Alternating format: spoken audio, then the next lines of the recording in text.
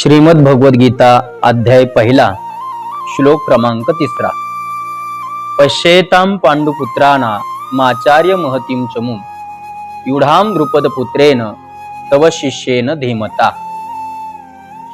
दुर्योधन द्रोणाचार्यांच्या जवळ आला आणि द्रोणाचार्यांच्या जवळ येऊन द्रोणाचार्यांना बोलू लागला।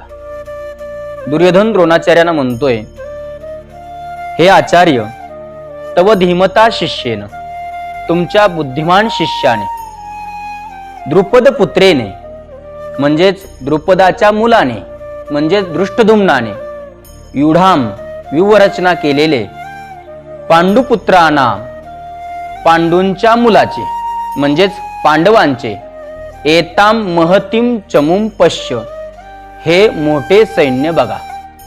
अशा प्रकारे दुर्योधन द्रोणाचार्यांना सांगत आहे। मुळात या ठिकाणी दृष्टद्युम्न न म्हणता या ठिकाणी द्रुपद पुत्रेने म्हटलेलं आहे। त्याचं कारण असं आहे की द्रुपद राजा आणि द्रोणाचार्य यांचा विरोध होता आणि या विरोधापोटी द्रोणाचार्यांना मारण्याकरता द्रुपदाने यज्ञ केला आणि त्या यज्ञातून दृष्टद्युम्नाचा जन्म झाला होता आणि तोच दृष्टद्युम्न द्रोणाचार्यांकडे शिकायला होता।